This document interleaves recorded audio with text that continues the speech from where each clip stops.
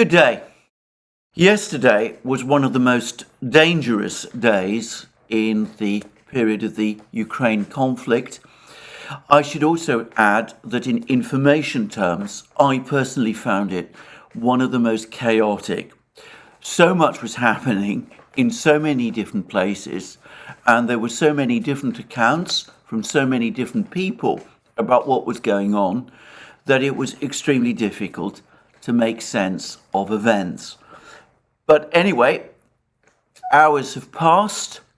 I think I can piece much of what has happened together, not of course everything, and I'm going to try to do my best in this program.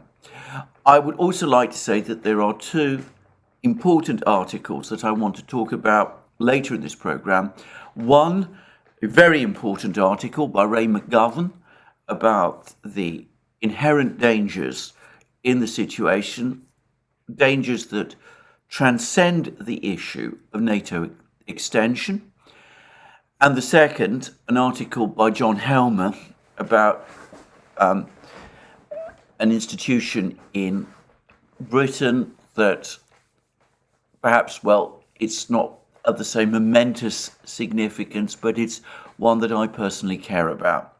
Anyway, let's first of all discuss the events in the conflict area today and yesterday. And can I just say that yesterday was one of those days when I made my video, we had it published, and even as the process of publication was underway, the extraordinary news came through that in the hours previous to the making of that video, and obviously its publication, there had been a drone attack on the Kremlin.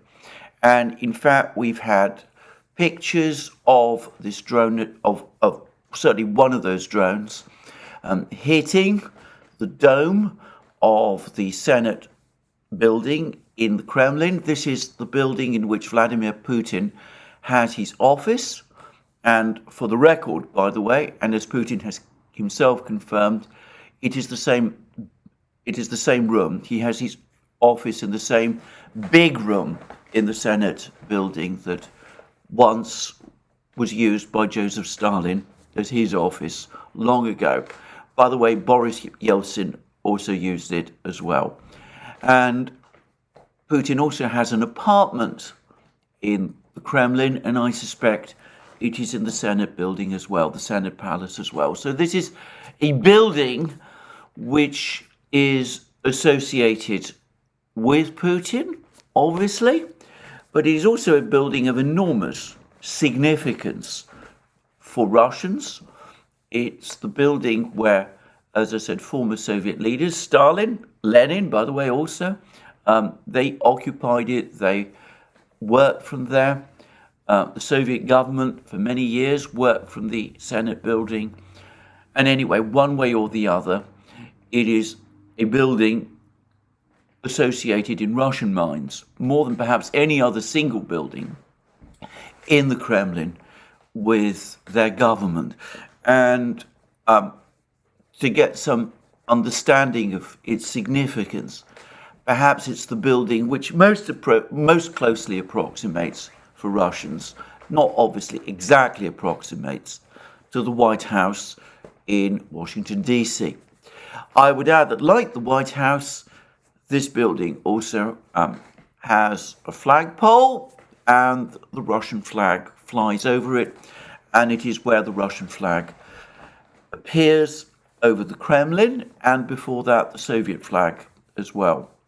So it's an absolutely seminally important building.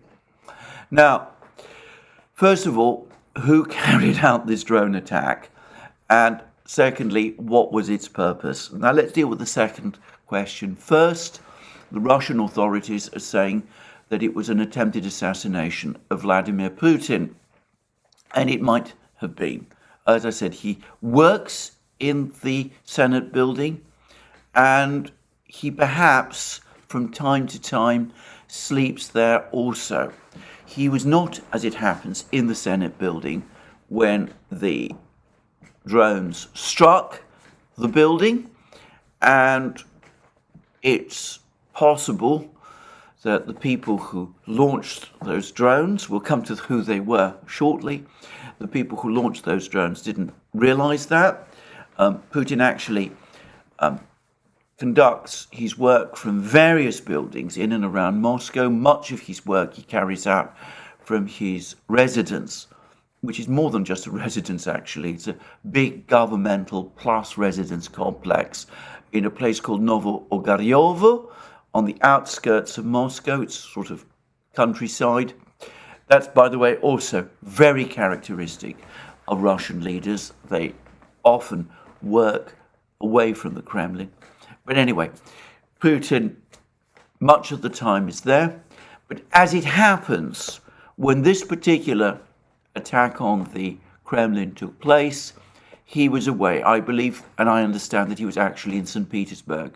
Now, the people who carried out the attack might not have known this. As far as I'm aware, Putin's itinerary is not always easy to get in advance, and sometimes one has clues about where he might be, but it's difficult to locate him at any particular point in time. And Novo-Ogaryovo, as I said, is probably a difficult target because it's a large, sprawling complex and one that's easily secured and guarded, whereas the Kremlin itself, precisely because it is located in the center of Moscow, is not actually as easy to guard, at least from the air, as Novo-Ogaryovo might be. You can't install surface-to-air missiles and anti-aircraft guns and things like that too obviously around the Kremlin. It might not be something that people in Moscow would welcome if they saw it, and it might convey the wrong impression. And anyway, you wouldn't want to do that, so it seems to me, at the very center of Russia's capital. And by the way, for those who don't know, the Kremlin is located dead center in Moscow. So they might not know that. They might not know Putin's itinerary. If these drones were launched from afar, and they were relatively small drones, probably of originally Chinese manufacture, bought commercially and adapted, and apparently they do have very quiet, economical engines and can operate over very long distances, though it would take them several days, conceivably, to reach Moscow if they were launched from their furthest range. Anyway, the people who might have launched these drones against Moscow might have launched them without actually maintaining constant contact with them. They might have been sent on a pre-programmed course to make detection and jamming of these drones more difficult. And they might have gambled or assumed that Putin would actually be in the building when these drones were launched. They might have said to themselves, well, he's sometimes there, sometimes he's not. Let's launch these drones against this building on the off chance that he might be there, in which case, who knows, perhaps we might strike lucky. So when the Russians say that it was an assassination attempt, that possibility should not be discounted. In fact, that might have been one of the objectives of this attack. The second possible target of this drone attack is the flagpole and the Russian flag flying over the Senate building. And that does seem to me a plausible idea. And again, to get a sense of the significance of an attack like that, just imagine that there'd been a drone attack on the White House and that the drones had successfully knocked down the flagpole with the American flag. It would be a major event for the American people. Anyway, whatever, the drone attack failed, and it's important to say this because there's been an awful lot of commentary about this. The Russian authorities say that the drones were detected, they weren't shot down. As I said, it would be dangerous, it seems to me, to start firing heavy caliber cannons in the middle of Moscow. That's a point that I think a lot of people don't quite understand. At any point in time, there are buildings around the Kremlin. Red Square, of course, is located very nearby. You can perhaps isolate this area to some extent, but you can't isolate it totally. You wouldn't want to start firing cannons at drones and risk spent cartridges or ammunition falling and hurting people.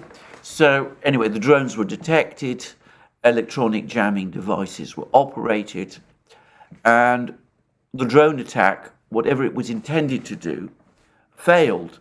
One drone, there were two of these drones, seems to have been brought down in some location in the Kremlin. Fragments fell, but no particular damage was done.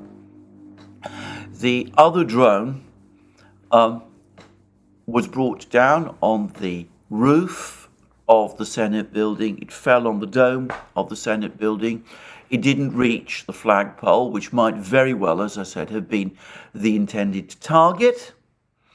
And there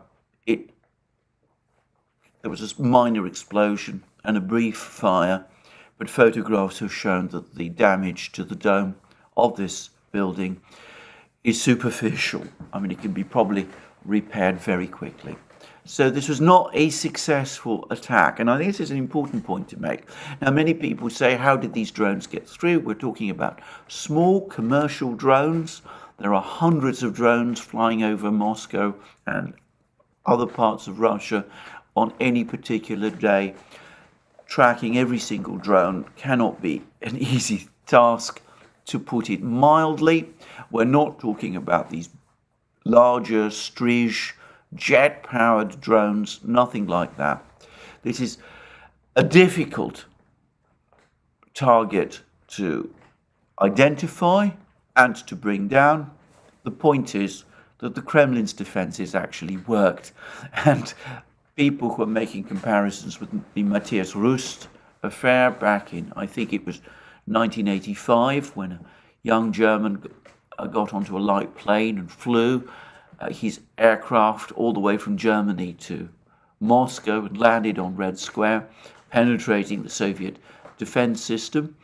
A complex story, not very well reported in the West or discussed there, but I'm not going to get sidetracked with that. Anyway, this is not, it seems to me, an analogous episode. This is a different one. By the way, there are some reports that there was also a third drone, but that it was brought down some distance away from the Kremlin. So it looks possible as if 3 drones were used. Who launched this drone? Well, I have no doubt at all that wherever these drones were launched from, whether they were launched from Ukrainian territory or whether they were launched from some sort of cell, some group, the people who were behind it were the Ukrainian authorities. The target, be it the Senate building, Putin himself, the flagpole and the flag above the Senate building, clearly identifies it as connected in some way with Ukraine. Some Ukrainian officials have talked about partisans and things of that kind, Russian, anti-Putin Russian activists. In every single case, when Russian citizens have been involved in these affairs over the last few months or weeks, it's invariably been found that they were involved in some way with the Ukrainian intelligence apparatus. This is true of the murder of Daria Dugina, of Vladlen Tatarsky. In the latter case, by the way, a young Russian woman was induced to provide the bomb, to give Tatarsky the bomb, which killed him. But as I said, it's been, I think, well established that she was working in connection with Russian intelligence. The the American media has confirmed that when there was this attempt to destroy the Beriev A-50 mainstay AWACS aircraft, Russian AWACS aircraft based in Belarus, Ukraine tried to claim that this was the work of anti-Russian partisans in Belarus. The American media has basically confirmed, the American intelligence community has basically confirmed again that it was Ukrainian intelligence that was involved, and of course Ukrainian intelligence was also involved in the bomb attack on the Kerch Bridge. So this is consistent, completely consistent with the kind of things that Ukrainian intelligence has done, and whenever there's been incidents like this, Ukrainian intelligence has invariably up to now been connected to it, despite Ukrainian denials, and I see no reason to doubt it on this occasion.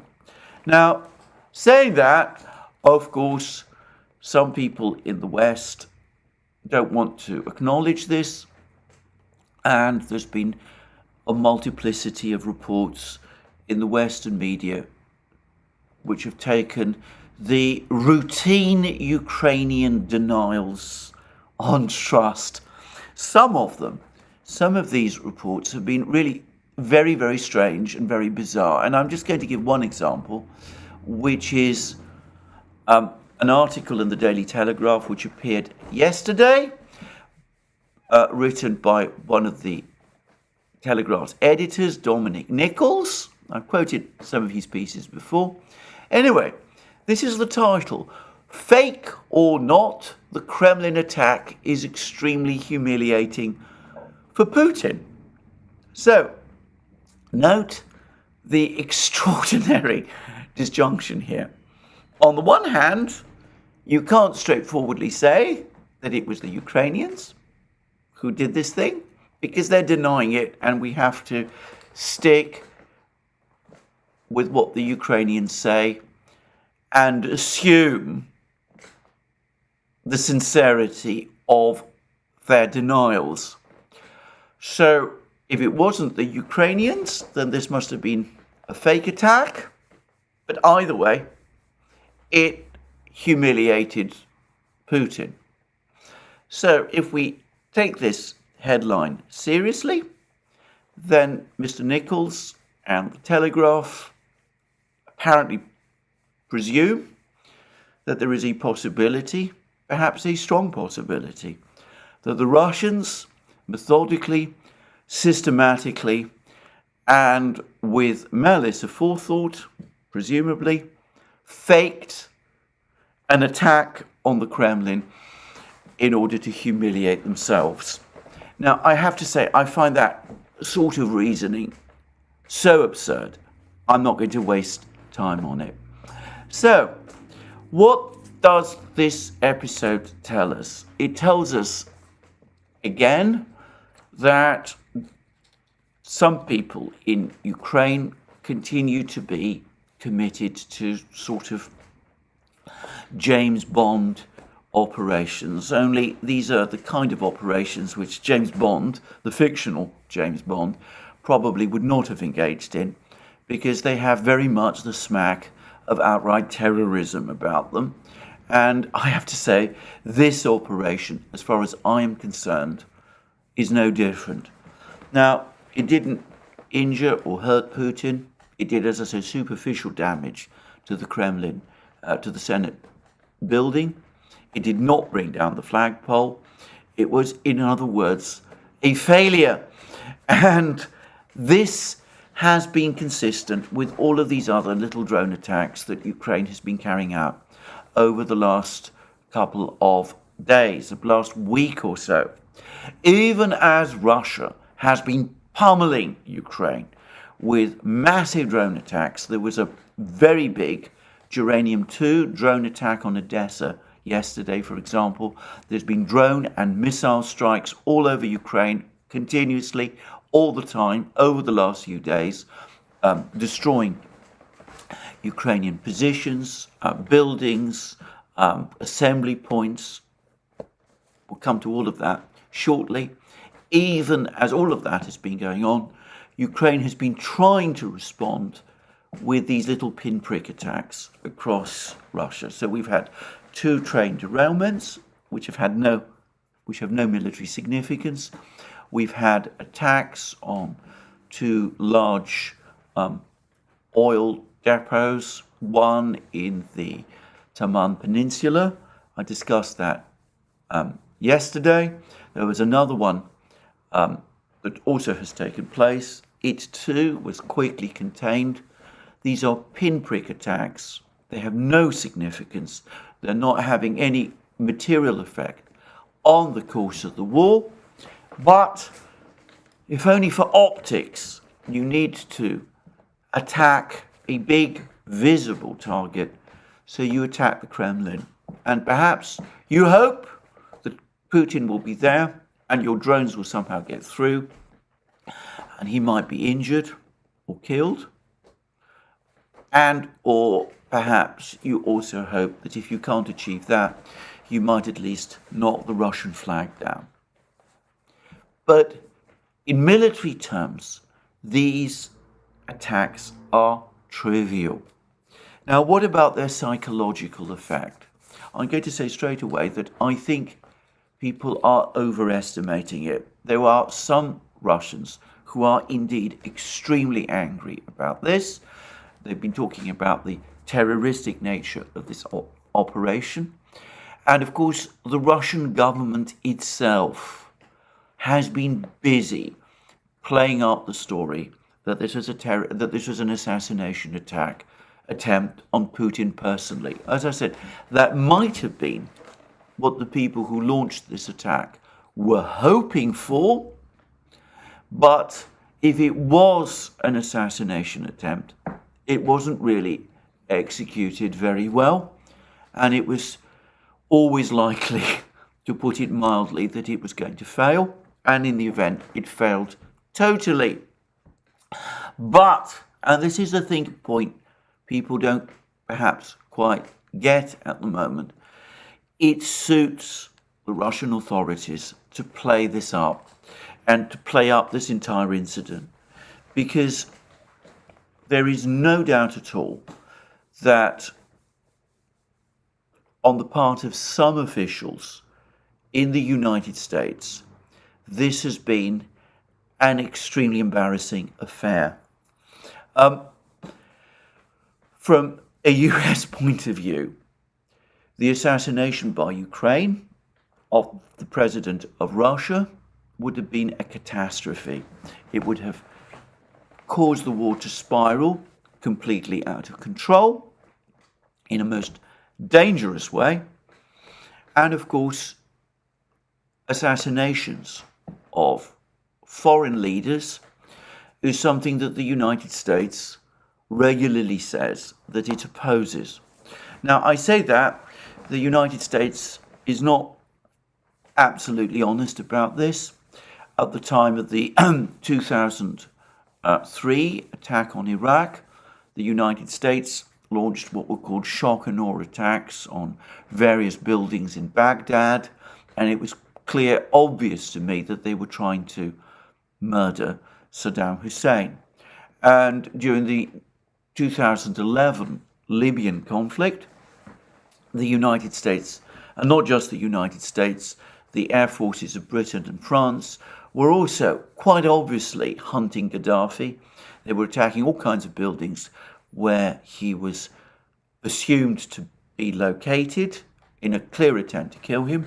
On one occasion, one of Gaddafi's children was killed as a result of one of those raids, something which has never been much talked about in the West, but clearly, to my mind, it was obvious that that was what was going on.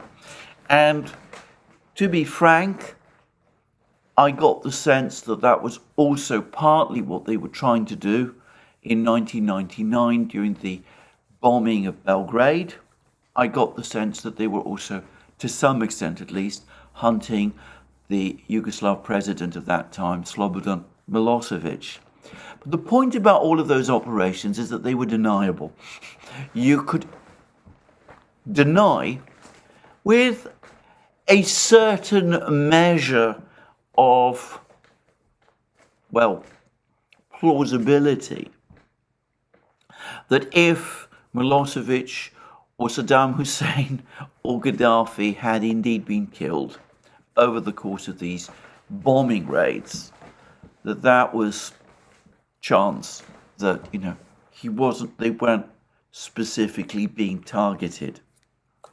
Whereas if these drone attacks had successfully killed or injured Putin, it would not have been deniable.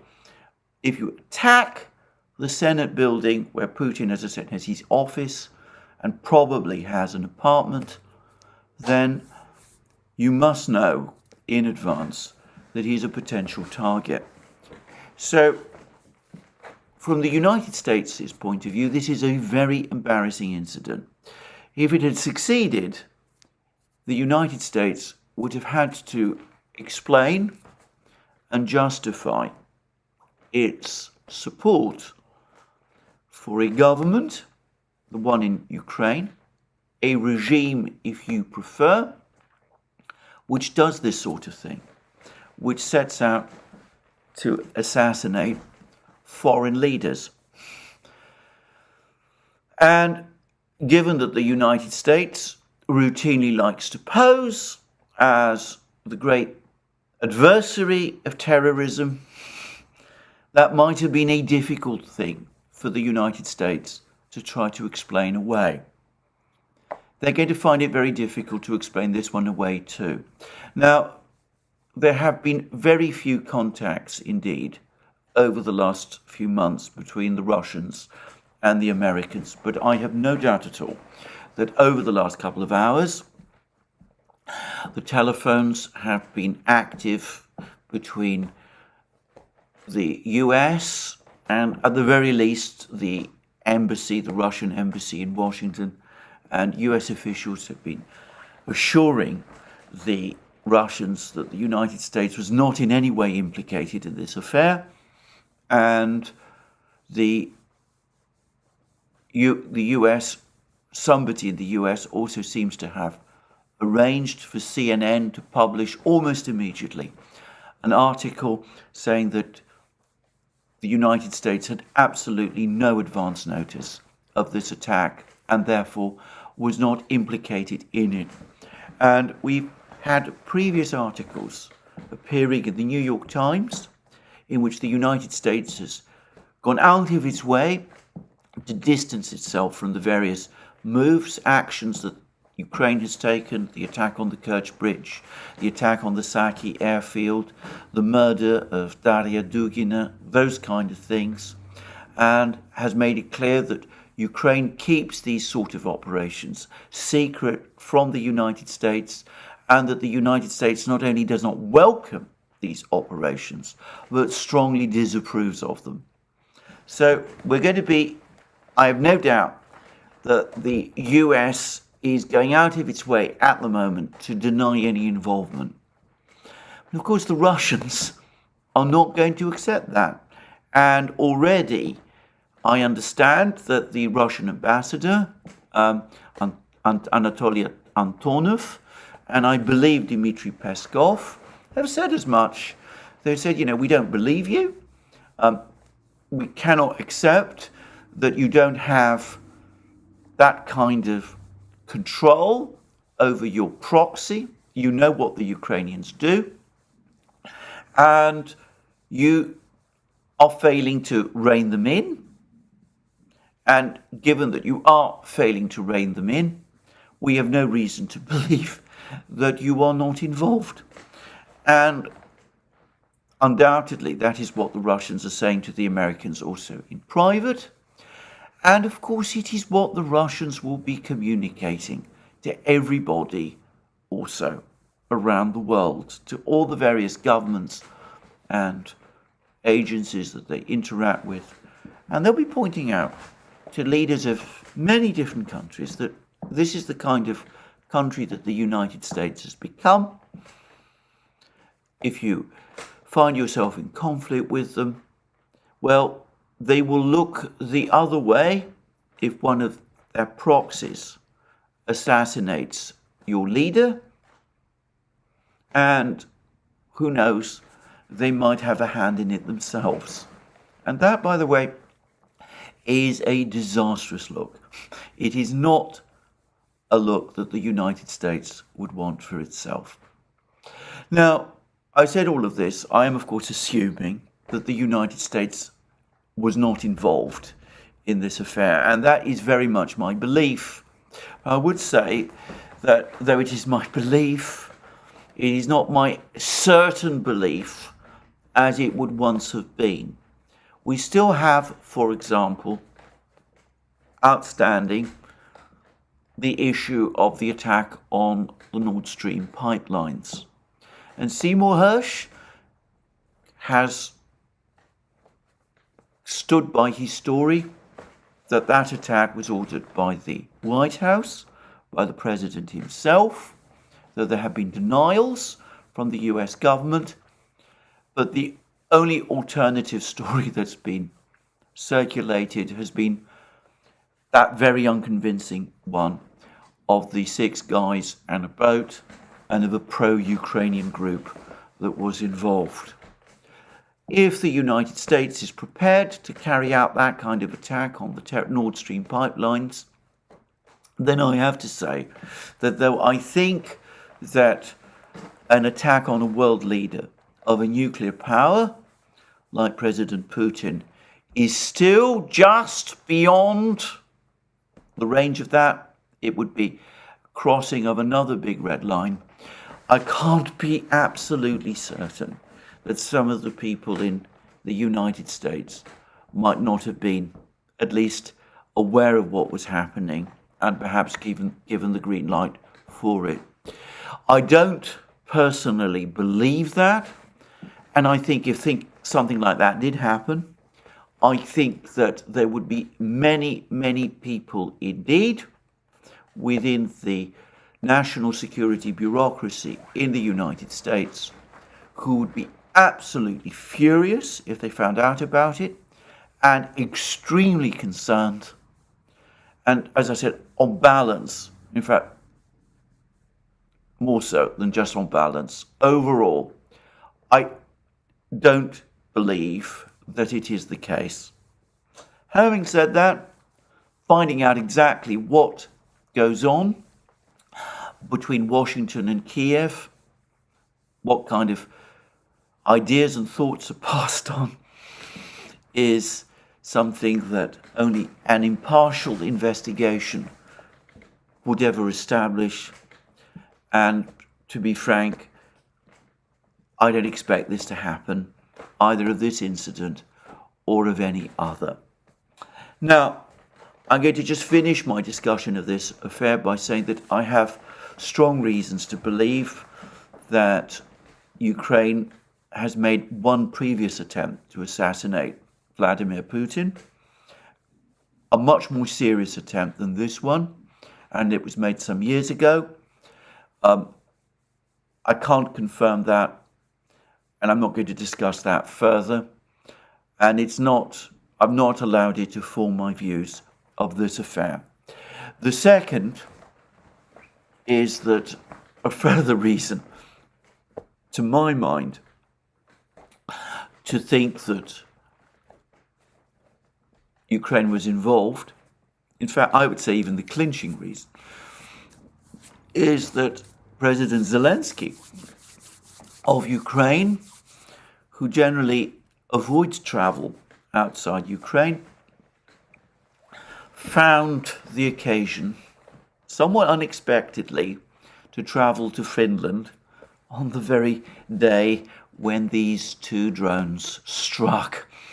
And it's not at all clear why he went to Finland, and we're now told that he's still traveling somewhere in Europe and is at an undisclosed location. I have to say, to me, it looks as if he's placing himself out of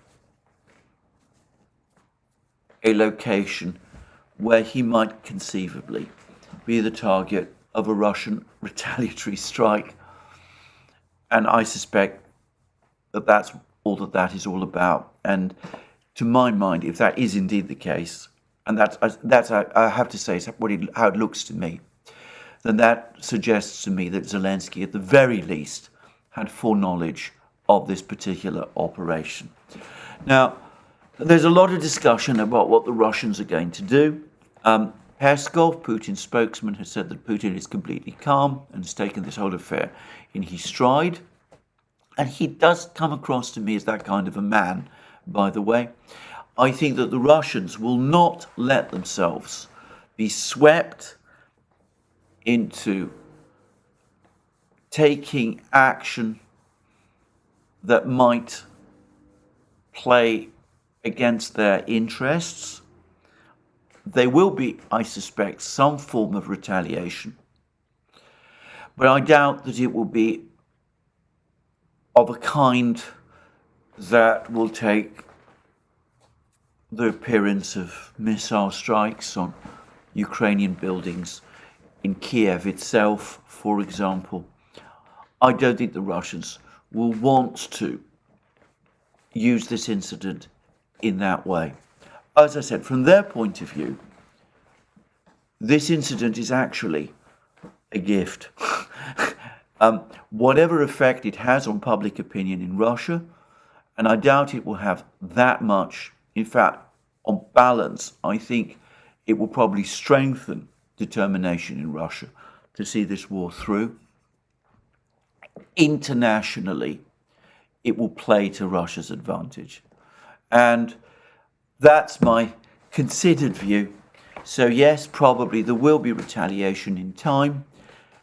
We might not know what it is, but if someone like, for example, Kirill Budanov, the head of Ukrainian military intelligence, one day meets with an unfortunate accident, I'm not saying that will happen, and I'm absolutely not saying that I want it to see it happen.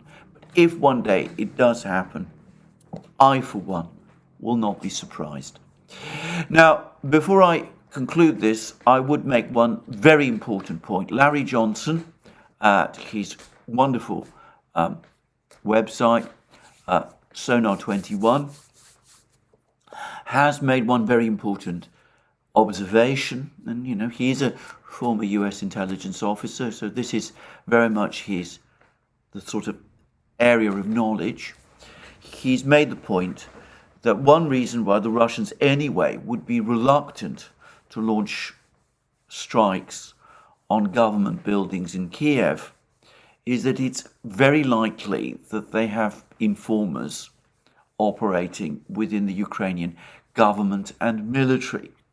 After all, bear in mind that as far back as October, the Russians appear to have realized that the Ukrainians had a plan for an offensive in Zaporozhye region or somewhere else, and they started building up all these huge fortifications from around that time. And that does suggest that they do have a fair amount of intelligence and information about coming out of Kiev. So they would probably not want to attack buildings where their intelligence assets are located. And I think that is almost certainly true. And I think it's something that people who yearn for strikes on government buildings in Kiev, which, by the way, I don't, for multiple reasons, those people who yearn for those kind of strikes might want to bear in mind. Anyway, let's move on, because yesterday was not just made up of these attacks, these drone attacks on the Kremlin. It was a very complex day in terms of events on the battlefields.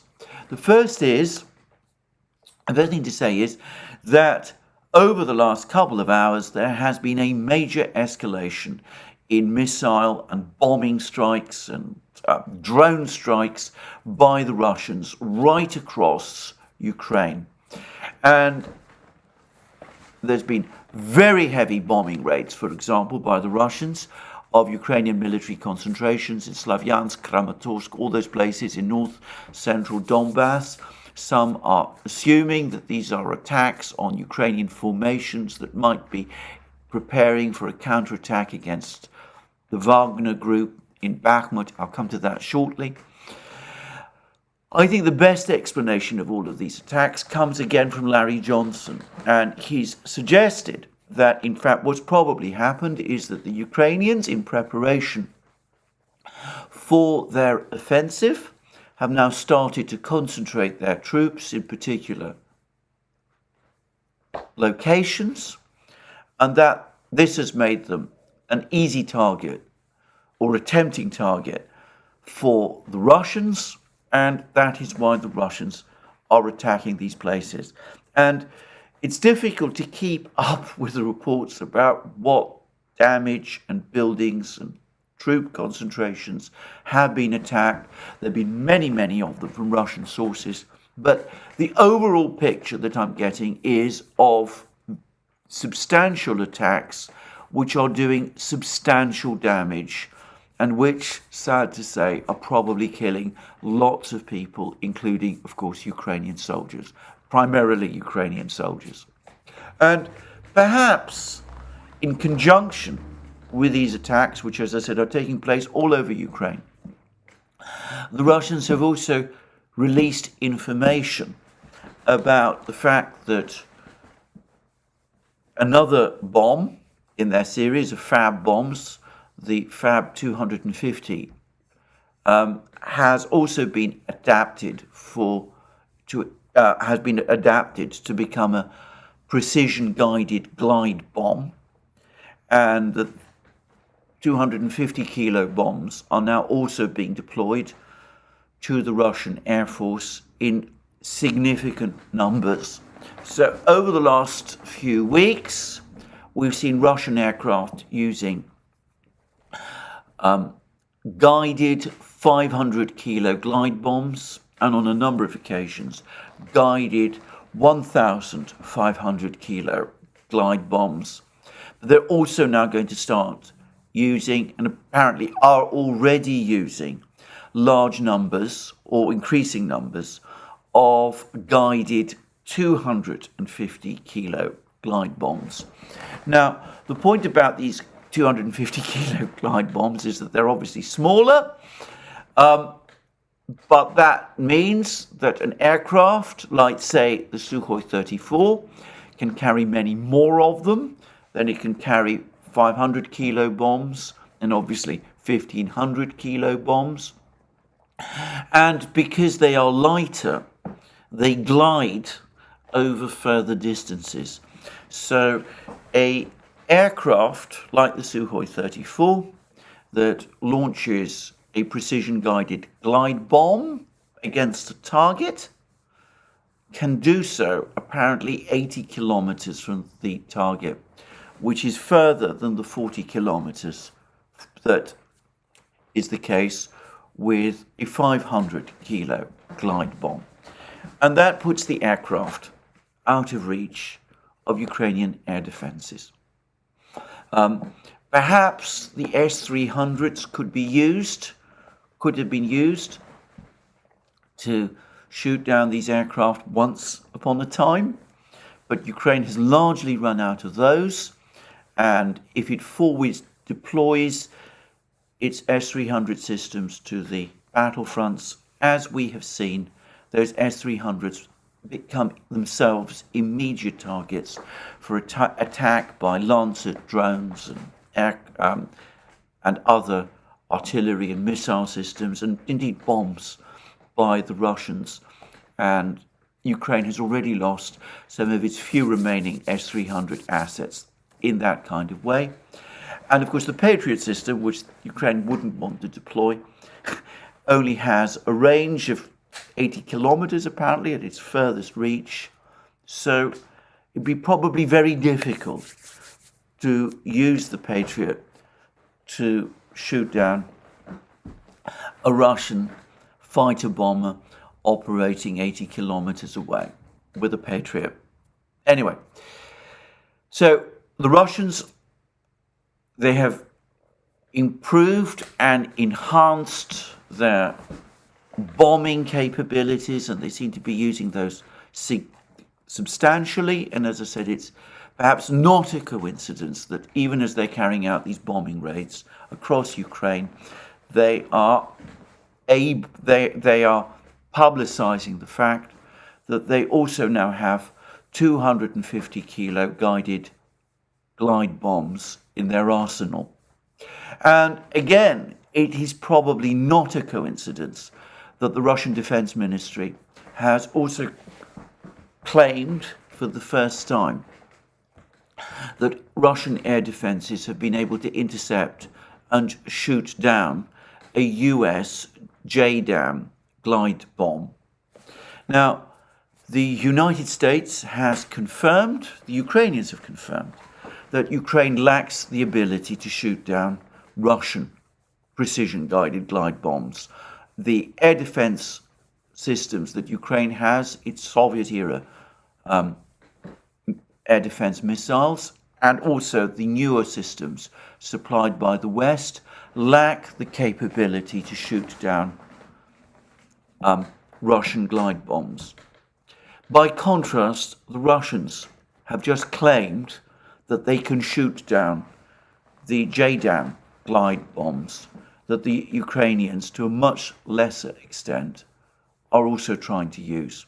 And of course, the Russians not only have a much more effective air defense system, but as the American media has already admitted, their jamming technology is such that the JDAM bombs are proving less effective than the US expected, as is true, by the way, also the HIMARS systems, because the Russians are having increasing success in jamming the GPS signals that guide them.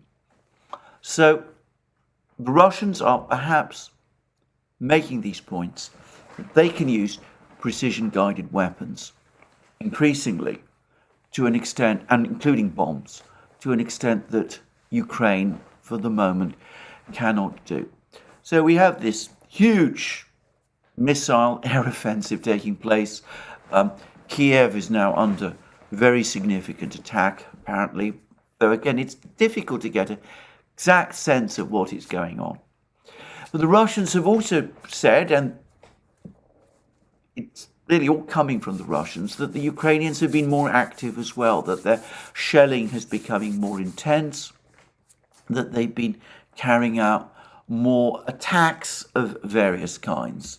And we've had some reports about this, so that, for example, we've had claims that from Vladimir Rogov that Ukraine is now more active than it's been for some time. Vladimir Rogov being one of our commentators. Marochko has also been telling the same thing to TASS, that the Ukrainians are now more active than they have been. And yesterday, there was lots of reports that the Ukrainian offensive, this much talked about offensive, had started. And these reports came to some extent from Prigozhin. He was claiming that Ukraine has begun its offensive. Some people read his comments as saying that the Ukrainians had launched a counteroffensive against Wagner troops in Bakhmut. I'm not exactly sure that that was what he did say. I got the sense rather that he was talking in general terms. His words, as quoted by TASS, are that the Ukrainian military has started its offensive. They have unlimited personnel and shells. the latter, by the way, is obviously not true. No army has unlimited personnel and shells. But anyway, that's what he said. Prigozhin also said, by the way, that over the previous 24 hours, this is yesterday, Wagner forces had advanced a further 230 meters in Bakhmut, and that they now control an area of 54,000 square meters in Bakhmut, and that Ukraine's area of control has fallen to 2.64 square kilometers. And I've discussed that previously. Anyway, so that was what Prigozhin said. I don't get the impression that he was specifically talking about a counterattack on Bakhmut. I might be wrong, but anyway, that's what he was saying. But indisputably, there was some kind of advance by Ukrainian forces in the Zaporozhye region, in the Orekhov area. But it seems to have involved a limited number of troops and armored vehicles, and Vladimir Rogov undoubtedly correctly claims that this was a reconnaissance in force. And again, this is from TASS. This is what Rogov said. He said that Ukrainian forces attempted to conduct reconnaissance in force in the Orekhov area in the Zaporozhye region on Wednesday evening. The hostilities in this line along the contact line, in this area along the contact line, are over. The Ukrainian units have retreated to lick their wounds. It was a reconnaissance in force, but we have to understand that any reconnaissance in force can evolve into a breakthrough and then into a full-scale offensive. This is a thin line here, depending on how successful and lucky the probe of the defense is. And he said that the Ukrainian forces have lost about 30 men, 1 tank, and 2 armored personnel carriers during this episode. And that gives us, I think, some idea of the number of forces involved. And he's also spoken about the fact that Ukraine has tens of thousands of troops in the Zaporozhye area. He says there are now tens of thousands of Ukrainian fighters on the line of contact in the Zaporozhye area. Unfortunately, they have enough forces to carry out an offensive. They have deployed sufficient numbers of fighters who can act in the Zaporozhye area. But as I said, this particular attack was clearly just a reconnaissance in force. Now, I say that this was not obvious initially from some of the reports. The early reports about this particular probe did give something like an impression that this was in fact the Ukrainian offensive kicking off, but clearly that wasn't the case. In fact, if one drills through, it's fairly clear that it is in fact the Russians who have been on the attack, who were on the attack over the previous day. Now, notice that Prigozhin said that the Wagner forces advanced by 230 meters in Bakhmut, and that does seem to be correct, and that the area of control by Ukraine is in Bakhmut, and I discussed the nature of that area of control. It's basically a small number of rather large buildings, that's shrunk further. And there's also been reports of some kind of fighting taking place in the Lugansk region, northern Lugansk region, in a place called Belogorovka.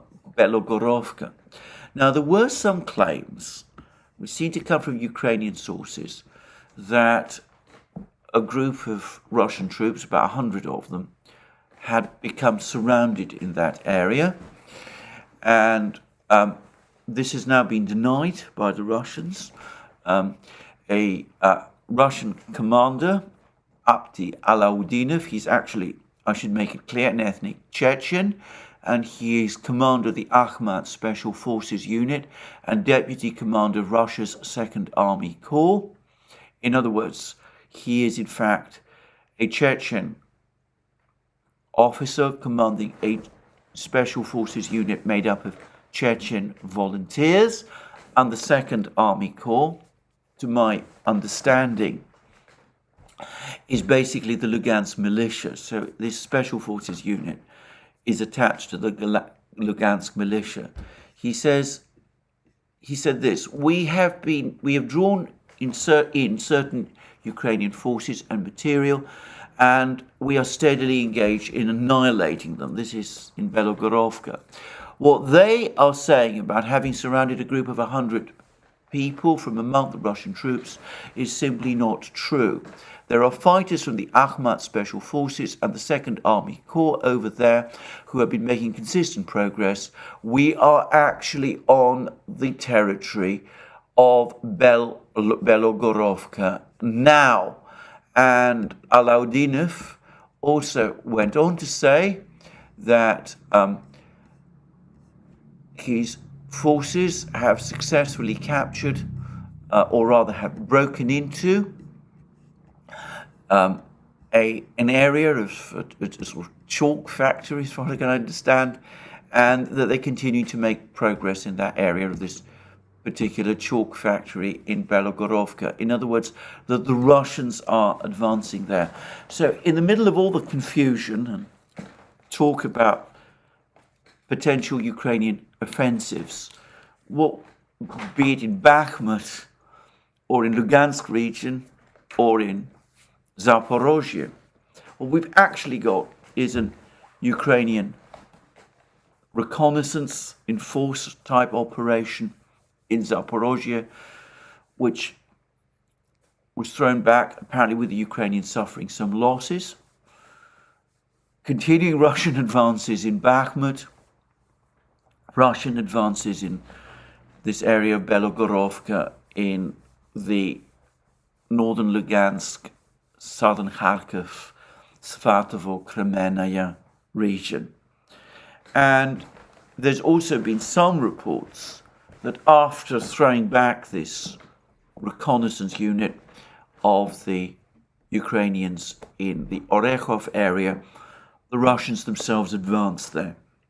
So as I said, a confusing day, difficult to make a great deal of sense of.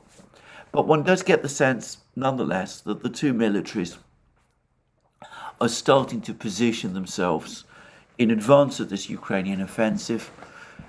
And all the indications continue to be that when it comes, this offensive will be focused still very much in the Zaporozhye area, with the ultimate intention, I suppose, of trying to cut the Russian land bridge.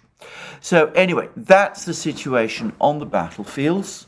As I said, it seems as if the Ukrainians have taken a hammering from all these Russian strikes. The Russians still seem to be recording advances in Bakhmut and other places, but a confusing picture overall. Now, let's go to those two articles that I wanted to discuss. The first is by Ray McGovern, and it's, in my opinion, an extremely important article, and it addresses an issue which hasn't been much talked about, and it's about the positioning of anti-ballistic missile systems in Eastern Europe by the United States, in Poland and Romania. And by the way, there's a report now on Zero Hedge that the United States is also in early discussions about establishing some kind of bases in Finland too. Now, we don't yet know what they will amount to, but of course, if they are anti-ballistic missile systems that are going to be located in Finland, that will be a concerning matter. And Ray McGovern makes this point: the anti-ballistic missile systems themselves would be concerning enough for the Russians. But the point is, the installations from which these missiles would be launched can also be adapted to launch ground attack missiles. And McGovern points out that this is not that different from what the United States did in the complained about in the 1960s, when the Soviets installed medium-range missiles in Cuba. The United States is edging ever closer to the position where it can launch medium-range missiles against Russia from these bases in Poland and Romania, and who knows, maybe one day in Finland as well. And of course, for the Russians, this is a matter of very great concern. And McGovern quotes extensively from some interviews, some comments that Putin made, in which Putin pointed out that way back in 2002, when the United States pulled out of the anti-ballistic missile treaty, the Americans underestimated Russia's ability to respond to that decision, that they didn't expect the Russians to be able to develop their own counters to US systems, anti-ballistic missile systems. But he also pointed out that for the Russians, these advances, this forward positioning of these missiles by the United States, this is what Putin said, is every bit as concerning as NATO's eastward expansion. In fact, the two go together. If you expand NATO, that gives you more territory in which you can establish these kind of bases. And for the Russians, that is a matter of enormous concern. And by the way, it ought to be a matter of concern for the people of Poland and Romania, and potentially Finland too, because obviously now they are prime targets, because in the event that there was a potential conflict, a period of very high international tension, one in which the Russians felt that there was a real possibility of a preemptive strike against them, they might easily respond by launching a preemptive strike against these bases before missiles were launched from those bases towards them. And this increases the dangers to an extreme degree, and it is disastrous, potentially catastrophic, that this issue isn't being given the attention that it is. And I would invite people to read Ray McGovern's article, because, as I said, he quotes very extensively from all the things that Putin has said about this. And it is very alarming indeed that Putin's comments on this issue have not been more widely circulated in the West. In fact, one of the most concerning things about these comments that Putin is making is that Putin himself actually told the Western journalists that he was speaking to that while he's trying to convey Russian concerns about these systems to these journalists, he does so in the knowledge that the journalists will not pass them on to the Western public. And about that, of course, he is absolutely right. Now, the other article I'm going to dwell on is obviously for it's over a much smaller, less important issue in some respects, but as I said, it is about one I personally care about, and that's about the status of Pushkin House, which is an establishment set up in Britain, in London, in the 1950s, which was intended to facilitate knowledge about Russian things, Russian culture, spread ideas about Russian culture, knowledge about Russian culture, and bring together all those people in Britain who were interested in Russian culture. There is a widespread belief, which I constantly encounter, by the way, that Pushkin House is somehow connected either to the Russian government or previously to the Soviet government, that it was a Soviet or Russian government foundation. And that is not the case, and to my knowledge, never has been.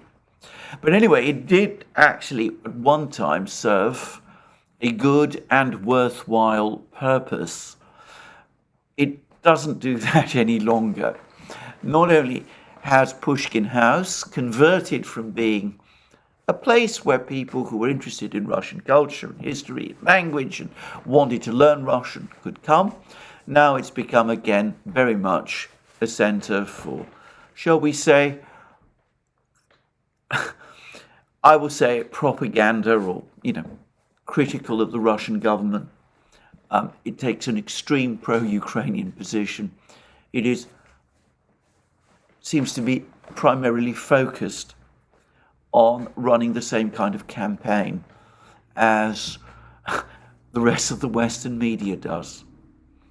And Helmer points out that not only is this arguably inconsistent with its charitable status, not that I suspect many people in Britain care about that very much anymore, but the result is that funding from its former sources is drying up. And the result is that the British government has stepped in and is now essentially, or appears to be, funding Pushkin House. At least that's what Helmer says. Now, I don't claim to have checked out its accounts, but Helmer is pretty reliable on these sort of things.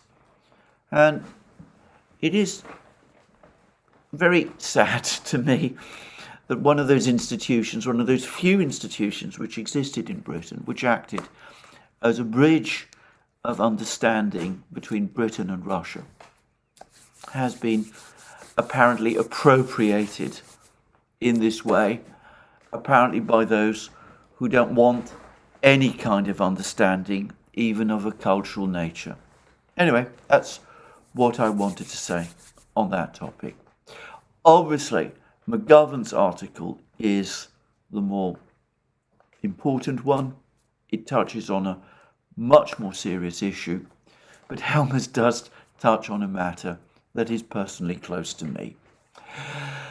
Lastly, I'm going to say this. It's now increasingly clear, or so it seems to me, that we are in the early stages of a financial crisis of some kind in the West. A couple of days ago, First Republic Bank went down, taken over by JP Morgan. The Federal Reserve Board has again raised interest rates. And then, as night follows day, we hear news that another American bank, one I admit I've never heard of, one based in California, is also in trouble. I read an interesting article by Ambrose Evans Pritchard in the Telegraph. Interesting economics commentator that he is. He is sometimes very right on some things, and more often he is very wrong about most things. But sometimes, as I said, he is very right. He said that something like half the banks are underwater and potentially in trouble. If he's right about that, then we are potentially in a very severe financial crisis. Indeed, I was reading somewhere, by the way, I think it might have been the Financial Times, that all of these problems in the banking system are allegedly concentrated in the United States, and there hasn't yet been any spillover in Europe.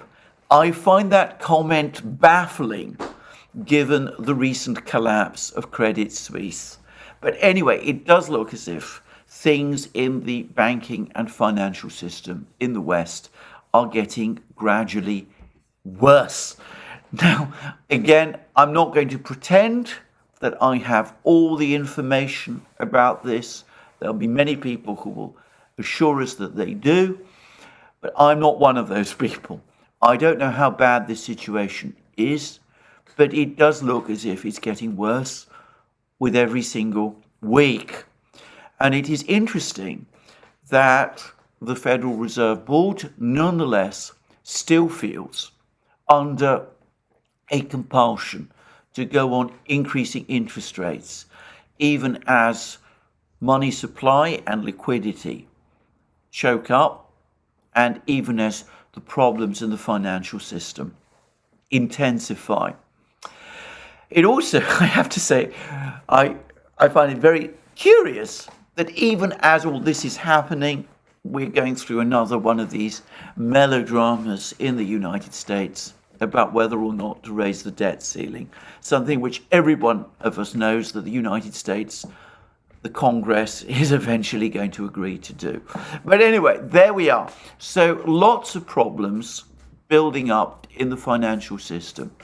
If things implode at some point over the next few weeks and months in the financial system, well, obviously that will have enormous economic consequences. It will also have enormous political consequences.